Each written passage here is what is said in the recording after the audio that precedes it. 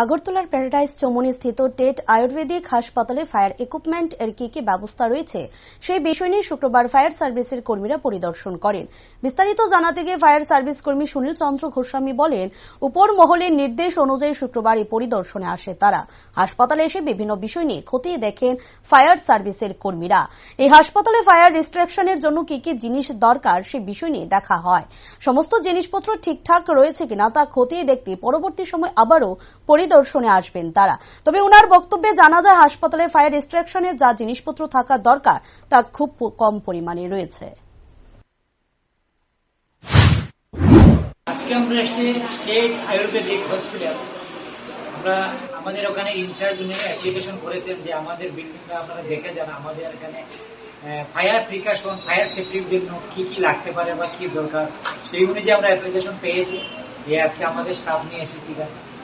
তো আমরা এসে যা দেখলাম, বিল্ডিং এর মেজারমেন্ট নিলাম, কি কি আছে এখানে, কি কি ডিপার্টমেন্ট আছে, কতটা রুম আছে, স্টাফ কত আছে, ক্যাজুয়ালিটি কতজন আছে, সেই অনুযায়ী আমরা দেখলাম সবকিছু, স্টেয়ার কেস কিভাবে আছে না আছে। তো দেখে আমরা মেপে টেপে সবই আমরা একটা অনুমান করে নিয়েছি, আমরা রেকর্ড করে নিয়েছি।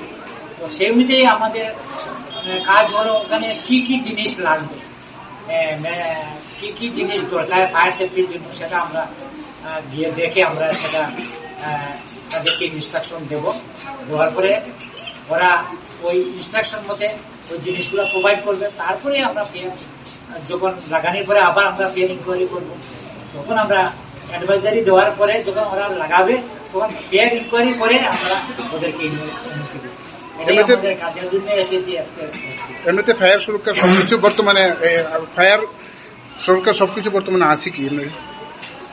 এমনিতে তো কিছু নেই, কোনো কিছুই নেই, একদম মানে নীল সব। আপনার নাম তো স্যার? আমার নাম Sunil Chandra Goswami, Agartala fire service. Thank you sir.